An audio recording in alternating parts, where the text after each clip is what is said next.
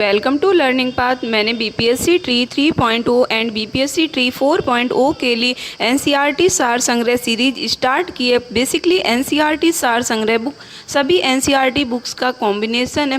सो ये सीरीज सभी BPSC aspirants, DSSB aspirants and teaching aspirants के लिए मोस्ट बेनिफिशियल सीरीज है, बिकॉज इन सभी एग्जाम्स में क्वेश्चन आपके एनसीईआरटी बेस्ड होते हैं। सो इस सीरीज को कंटिन्यू करते हुए आज हम भारतीय राष्ट्रीय आंदोलन के नेक्स्ट टॉपिक डिस्कस करेंगे, जिसमें साइमन कमीशन एंड सविनय अवज्ञा आंदोलन के बारे में डिस्कस करेंगे एंड पूना पैक्ट के बारे में भी डिस्कस करेंगे, गांधी इरविन समझौता के बारे में डिस्कस करेंगे। सो अपना टॉपिक स्टार्ट करते हैं। Simon commission. साइमन कमीशन, जिसे श्वेत कमीशन बोलते हैं, को किस वर्ष नियुक्त किया गया था? तो साइमन कमीशन को 1927 में नियुक्त किया गया था। बेसिकली साइमन कमीशन जो था, इसे श्वेत कमीशन बोलते हैं और इसमें टोटल 7 सदस्य थे और जो 7 सदस्य थे सभी सदस्य अंग्रेज थे, इसीलिए इसे श्वेत सदस्य कमीशन बोलते हैं। एंड साइमन कमीशन जब पहली बार भारत आया और भारत में सबसे पहले बॉम्बे पहुंचा था, तो बॉम्बे में इसका स्वागत हुआ था साइमन गो बैक के नारे लगाकर, और बॉम्बे में पहुंचने पर हड़ताल हुई, काले झंडे दिखाए गए। मेनली इसका विरोध किया गया था बिकॉज इसमें सभी सदस्य अंग्रेज थे। ओके, आगे हम देखते हैं साइमन कमीशन का गठन क्यों किया गया था। साइमन कमीशन का गठन भारत शासन अधिनियम 1919 मॉन्टेग्यू चेम्सफोर्ड सुधार जिसे बोलते हैं, उसकी समीक्षा करने के लिए किया गया था। भारतीयों ने साइमन कमीशन का बहिष्कार क्यों किया था? क्योंकि इसमें कोई भी भारतीय सदस्य नहीं थे, इसलिए इसका बहिष्कार किया गया था। साइमन कमीशन के विरोध में हुए लाठीचार्ज में लाला लाजपत राय घायल हुए तथा कुछ दिनों बाद उनकी मृत्यु हो गई। ये मोस्ट इंपॉर्टेंट फैक्ट है, बिकॉज अगर साइमन कमीशन से कोई क्वेश्चन आता है तो मोस्ट चांसेस रहते हैं कि ये क्वेश्चन आएगा। सो जब साइमन कमीशन भारत आया था तो अलग अलग जगह पर पहुंचा। सबसे पहले बॉम्बे पहुंचा, उसके बाद दिल्ली, लखनऊ, कलकत्ता, उड़ीसा, कराची होते हुए जब ये लाहौर पहुंचा था तो लाहौर में इसका विरोध लाला लाजपत राय ने किया था, जहां लाठी चार्ज हुई थी। लाठी लगने पर लाला लाजपत राय की मृत्यु हो गई थी 17 नवंबर 1928 को। ये डेट भी आप लोग याद रखिएगा। आगे हम देखते हैं साइमन कमीशन के विरोध में हुए लाठीचार्ज में लाला लाजपत राय घायल हुए तथा उनकी मृत्यु हो गई। पंजाब केसरी की उपाधि किसे दी गई थी? लाला लाजपत राय को पंजाब केसरी की उपाधि दी गई थी। साइमन कमीशन की नियुक्ति किसने की थी? साइमन कमीशन की नियुक्ति बर्किनहेड ने की थी। साइमन कमीशन को किस अन्य नाम से जाना जाता है? तो श्वेत कमीशन से, जिसे व्हाइट कमीशन बोलते हैं। साइमन कमीशन का समर्थन किसने किया था? डॉक्टर भीमराव अम्बेडकर ने किया था। साइमन आयोग की नियुक्ति के समय किसके द्वारा भारतीयों के समक्ष सर्वसम्मति से संविधान बनाने की चुनौती रखी गई थी? तो बर्किनहेड के द्वारा रखी गई थी। आगे देखते हैं मोतीलाल नेहरू एक अध्यक्षता वाली समिति ने अगस्त 1928 में अपनी रिपोर्ट प्रस्तुत की, जिसे नेहरू रिपोर्ट के नाम से जाना जाता है। इस रिपोर्ट में भारत के नए डोमेनियन संविधान का प्रारूप प्रस्तुत किया गया था।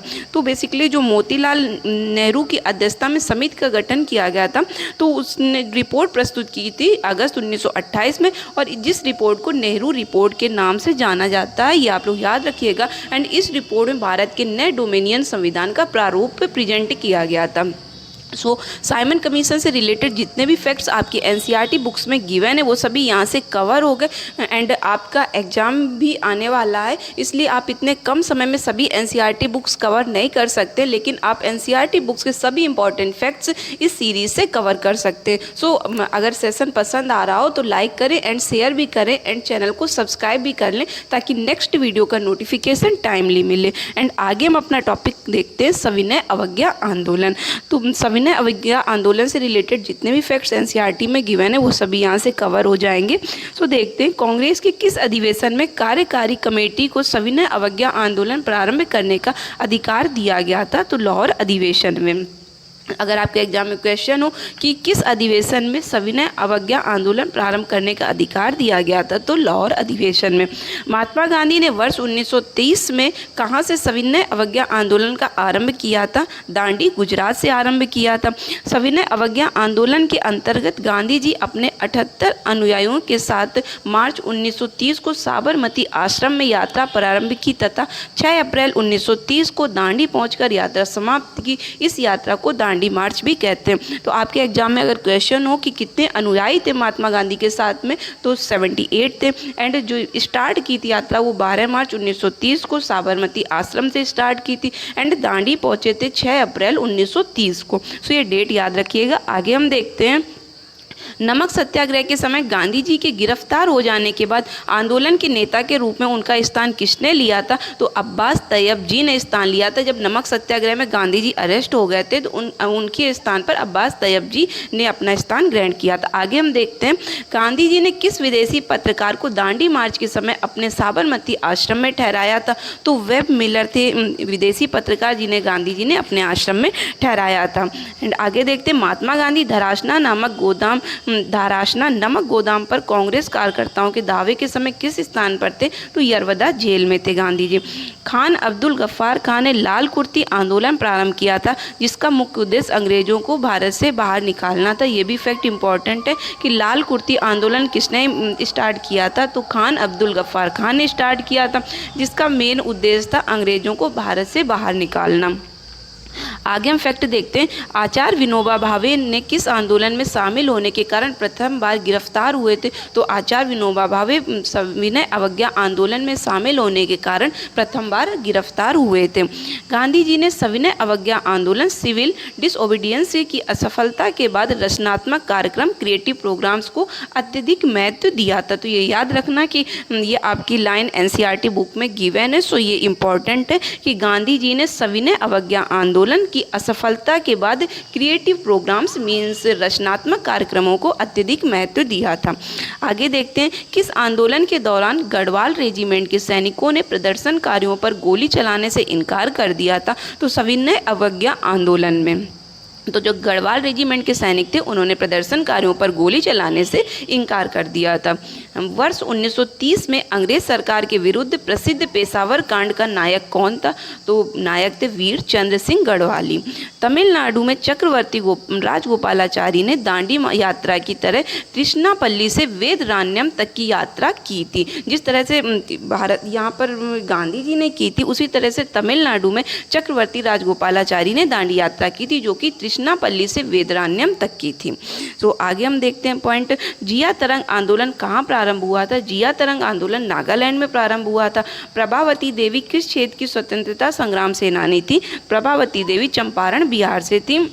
बेगूसराय के चौकीदारी टैक्स के विरुद्ध आंदोलन किस एक आंदोलन का भाग था? तो ये सविनय अवज्ञा आंदोलन का भाग था। तो ये फैक्ट आपके लिए मोस्ट इम्पॉर्टेंट है एंड ये फैक्ट आपके बीपीएससी एग्जाम में आया भी है, जो अभी रिसेंटली में एग्जाम हुए टीचिंग एग्जाम। आप प्रीवियस ईयर क्वेश्चन एनालिसिस कीजिएगा तो आपको आइडिया हो जाएगा। सो ये सीरीज आप सभी एस्पिरेंट्स के लिए मोस्ट इम्पॉर्टेंट है, क्योंकि इससे डायरेक्ट क्वेश्चन आप सभी के एग्जाम में आते हैं।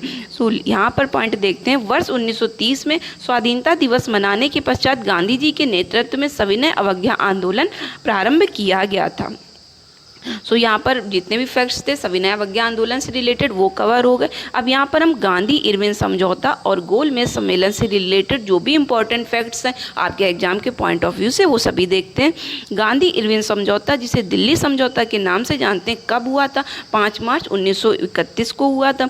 गांधी इरविन समझौते में किस आंदोलन का स्थगन किया जाना प्रस्तावित था? तो सविनय अवज्ञा आंदोलन में। भारतीय राष्ट्रीय कांग्रेस के प्रतिनिधि किस गोलमेज सम्मेलन में शामिल हुए थे? तो द्वितीय गोलमेज सम्मेलन में शामिल हुए थे भारतीय राष्ट्रीय कांग्रेस के प्रतिनिधि। द्वितीय गोलमेज सम्मेलन में भाग लेने के लिए महात्मा गांधी बम्बई से लंदन एस राजपूताना नामक जलयान से गए थे। वे लंदन के किंग्सले हॉल में ठहरे थे। ये भी फैक्ट इंपॉर्टेंट है कि गांधी जी जब गए थे तो किस जलयान से गए थे? तो एस राजपूताना नामक जलयान से गए थे। द्वितीय गोलमेज सम्मेलन में कांग्रेस का प्रतिनिधित्व किसने किया था? तो द्वितीय गोलमेज सम्मेलन में कांग्रेस का प्रतिनिधित्व महात्मा गांधी ने किया था। लंदन में प्रथम गोलमेज सम्मेलन में किस भारतीय नेता ने भाग लिया था?